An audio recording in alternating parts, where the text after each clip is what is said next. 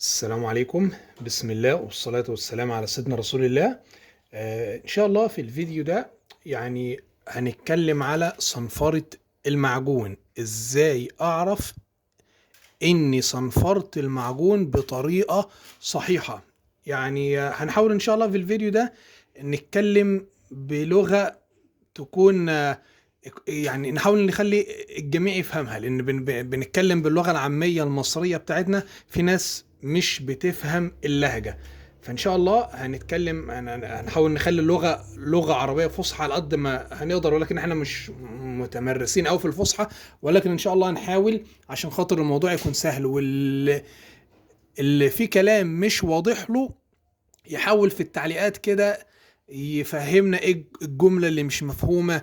والناس اللي فاهمة كلام وعارفاه، وبتلاقي في التعليقات في ناس مش فاهمة الكلام ده، يعني جزاك الله كل خير لو رديت عليه، واحنا ان شاء الله هنشوف ردك وهنعرف الكلام اللي هو اللي هو بيفهم بيه، ونحاول ان شاء الله ندرجه في الفيديو. طيب ازاي بقى نعرف، اللي احنا، سامحونا بقى لو الكلام هيبقى تقيل شوية او ممكن ناخد وقت شوية. الموضوع كله احنا ممكن نتكلم بيه باللغة العامية بتاعتنا، ما ياخدش دقيقتين في امر ده، هنحاول برضك نختصر الموضوع. طيب ازاي نعرف اللي احنا صنفرنا المعجون بطريقة صحيحة؟ احنا عندنا بيجي او بيجي جالنا الباب من عند السمكري اللي هو بيصلح الباب، مثلا بيكون متطبق عامل كده والصاج اتعمل كده. بيجي هو بيبدأ ان هو يفرد الصاج ده بيصلحه، بيكون عامل كده. لا طبعا بيكون في نتيجة بقى ايه، ده شاكوش، حتة عاملة كده وحتة عاملة كده، وممكن يكون في حتة اكبر شوية، فكل ده محتاج ان هو ايه يتمعجن. تمام كده. طيب صنفرة المعجون احنا ان شاء الله هنقسمها لنصين: نص صنفرة المعجون اللي هو تنعيم المعجون بطريقة صحيحة، ونص اللي هو ضبط المعجون علشان خاطر يكون متساوي وعلى قد القطعة بالظبط، ولا هي محتاجة اكتر ولا هي محتاجة اقل. هو ازاي اعرف ان هي كده خلاص اقف بالصنفرة؟ ازاي اتوقف عن الصنفرة كده ظبط معايا خلاص؟ طيب احنا عندنا كده اهو الجزء ده محتاج يتمعجن. طبعا احنا بنمعجن بالسكينة او بالباغة او المشحاف. بنبدأ نضيف المعجون هنا، ادي المعجون بنضيفه هنا. عملية الصنفرة بقى بتصنفر زي ما انت هتصنفر بالمكنة او بايدك او المعجون. المفروض المعجون ده نقعد نصنفره لغاية ما يبقى متساوي بالسطح ده كده اهو. الحتة دي بيبقى عليها حتة معجون على قدها كده اهو، وده على قده وكده، بس كده المعجون اتساوى تمام. بنصنفره بيبان بقى ادي هنا مثلا انا عندي الصاج وانا بمعجن اهو، نعملها شكل اكبر اهو. المعجون عندي اتحط زياده، وهنا كده لغايه الصنفره. واحنا بنصنفر اول ما المعدن العالي او الميتال ده بيظهر معانا، خلاص كده احنا بنوقف صنفره. كده احنا بنوقف صنفره، والمعجون بيكون قاعد هنا ويكون قاعد هنا ويكون قاعد هنا تمام. هنقعد نصنفر تاني، هيبقى احنا بنشيل في المعجون ده، وهتلاقي الصاج ده عالي زي ما هو والمعدن ده عالي زي ما هو، المعجون اتشال. طيب ليه بقى بنوصل للكلام ده؟ بسبب عدم تدريج الصنفرة بشكل صحيح، هنخش فيها ان شاء الله دلوقتي. طيب انا برضك اتوقف هنا ازاي؟ احنا عندنا المعجون في الاصل بتاعنا، ادي المضعضع اهو، وادي المعجون حطيناه اهو. لان مش هينفع هنحط المعجون على القد بالظبط، مش محتاج صنفره. هتعرف تعملها اعملها خير، ولكن بصراحه احنا ما وصلناش لدرجه اللي احنا نحط المعجون بالظبط. مش محتاج صنفره، لازم يحتاج صنفره ويحتاج ظبط وكلام من ده. المعجون بيكون عالي، بنجيب احنا الصنفره بتاعتنا اللي هي مثلا الخشنه الاول، هنفرض صنفره 100، صنفره رقم 100 بنصنفر بيها.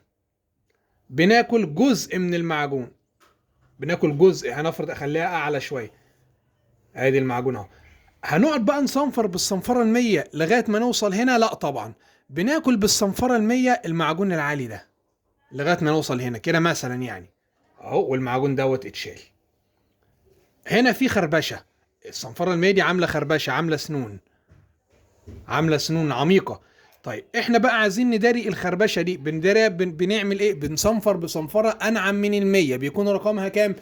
ايه هي الصنفره المناسبه اللي تشيل خربشه المية؟ بنزود 100 درجه، يعني 100 زائد 100 بيبقى صنفره 200، او بتزود 80 درجه، والافضل 80، يعني من 80 ل 100، يعني بعد الصنفره ال 100 180. ال 180 هي اللي بتشيل خربشه الصنفره ال 100. طب لو صنفره 320 وصنفرنا بيها بعد ال 100، مش هتشيل خربشه الصنفره ال 100. ولو هتشيلها هتاكل منك او هتستهلك معاك ورق صنفره كتير من ده عبال ما تضيع الخربشه بتاعت ده، فلازم ورقه صنفره 180 بعدها عشان تشيل خربشه. طب ازاي انا اعرف ان انا شلت الخربشه بتاعت الصنفره ال100؟ واحنا دي المحترف بيعرفها، ولكن لو احنا حد مش مبتدئ مثلا، ادي الخربشه بتاعت الصنفره ال100 اهي عامله كده اهو في المعجون، ماشي، وادي المعجون اهو. في حاجه اسمها جاد باودر او جاد كوت او بداره، عامله زي الفحم المطحون كده، بنجيبها بنضيفها على المعجون بعد ما بنخلص الصنفره ال100. بننفض المعجون كده عشان الخربشه ما يكونش فيها بودره، ونجيب البداره دي نسقي ايه المعجون ده، اصبح بقى فيه ايه حبيبات لونها اسود جوه الخربشه. اصبح لما نيجي نصنفر بالصنفره ال100، لو صنفرنا واللون الاسود لسه موجود بعد الصنفره ال100، يبقى احنا كده ما صنفرناش بصنفره 180 صح. محتاجين لازم واحنا بنصنفر نتاكد. ليه؟ لان الاسود ده جوه خربشه، معنى ان احنا صنفرنا والاسود ده لسه موجود، يبقى احنا ما شلناش العمق بتاع ده، فبنصنفر بالصنفره ال180. ال180 نفسها بتعمل خربشه، اللي يشيل صنفرتها نحط على ال180 100، يبقى 280 او 240 او نزود 80، يعني مثلا مش 100، وانا مع ال 80 بصراحه. 100 يعني معاك من 100 ل 80 الاثنين سيستم عادي. نحط عند الصنفره ال 180 بردك البودره المطحونه الاسود دي، ونبدا ايه، هي بتبقى سفنجه كده، اللي حابب يشوفها عملت تطلع عندكم بتقعد جواها، نقوم مصنفرين بال 280. معنى ان اللون الاسود، ادي الصنفره ال 280 اهي، ال 180 اهي، هنخش بال 280، خلاص بقى المعجون لونه فاتح كده، يبقى احنا صنفرنا بال 280 على ال 180 صح. واضح كده الكلام؟ طيب كل مادة احنا بنصنفر صنفره 100 180 280 320، بعد ال 320 بنبطن او نرش الاساس الفاصل الفيلر. طيب كل درجة بنخش بيها بنقلل من كمية المعجون لغاية ما نوصل للصنفرة 320، بيبقى المعجون على الوش خلاص قشرة خفيفة.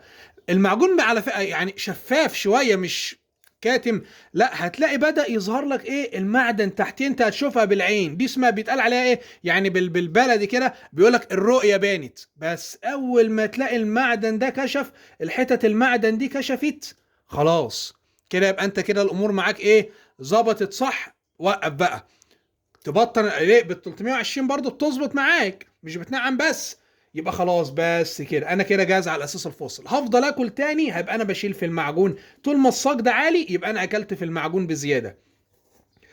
ودي يعني بردك بتيجي ازاي؟ انا معايا باب كبير، حاول تجيب بلوكه كبيره عشان وانت بتصنفر تصنفر، بص ازاي تصنفر كده وتصنفر كده وتصنفر كده وكده وتصنفر كده اهو، هيتظبط معاك ان شاء الله الباب ايا كان حجمه. يعني مش لازم تكون البلوكه اللي معاك الهاند بلوك دي على قد الباب كله، لا، انت حاول ايه سمبوكسات وطول وفوق وتحت، يبقى انت كده ماشي صح مع المعجون الصح.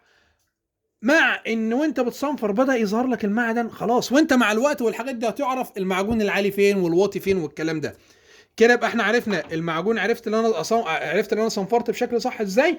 طب لو احنا بقى جينا بالصنفره ال100، قعدنا نصنفر، ما نخش بالصنفره ال100 الخشنه ونيجي المعجون لغايه هنا اهو، اهو ادي المعجون بتاعي اهو. تعال نصنفر بالصنفره ال100 لغايه ما نوصل هنا، بس انا ظبطت خلاص. هو بالفعل المعجون اتظبط ماشي، مش هفحر بقى ايه، خلاص انا شفت الميتال او المعدن تحت المعجون، خلاص مش هصنفر تاني. يعني حاول ايه تكون هي قشره راق، ورقه هبوه كده فوق المعجون، لان انت بتكشف الصاج، ممكن يكون الصاج ده عالي معاك، واحيانا بيكشف الصاج ما يكونش عالي، والفيلر نفسه بيعمل فيلم على فكرة، بس تكون عارف ان الفيلر من المواد اللي بتتمدد، انما المعجون البوليستر لا. بمعنى ان احنا لو معانا حتة صاج عاملة كده وانا معجنتها وصنفرتها وظبطتها اهي، حتة المعجون دي مش هتتحرك. انما لو ده فيلر اساس وبطلنا ده فيلر اساس فاصل وعمل كده وهنا في معدن اهو، مع الوقت الفيلر ده بيهبط وبيكش بيتمدد. غير المعجون ممكن تلاقي الصاج ده كشف لك تاني، لو في خربشه ممكن تكشف تاني وكلام من ده. طيب هنا احنا وصلنا بالصنفره ال100 لغايه هنا اهو، نيجي نمشي ايدينا المعجون ظبط. طب ما الصنفره ال100 ليها خربشه، عامله خربشه، انا محتاج اشيل الخربشه دي، هضطر بعد ال100 اخش بال180 هاكل، اصبح كده فحرت. لا، يبقى احنا بنخلي حته معجون، احنا صنفرنا ال100 اهو، واخلي حته معجون قيمه اللي انا لسه هصنفر بال180 هتاكل برضو معايا، واخلي بعد ال180 ال280 لسه هتاكل قيمه دي، ودي لسه هتاكل قيمه دي. ممكن حد يقول طب ما انا اخش بال 320 وصنفر ورايح، عبال ما هتصنفر ده مش هتخلص، مش هتخلص معاك. ان شاء الله الفكره كده تكون واضحه، هما نقطتين الظبط والكلام ده. واللي عنده اي اضافه حوالين الموضوع ده يسيبها لاخوات في التعليقات. يا رب يكون الفيديو سهل ومفيد، اعجاب حلو، تعليق جميل، ما تنسوناش في دعوه حلوه. كل عام وانتم طيبين، والسلام عليكم ورحمه الله وبركاته.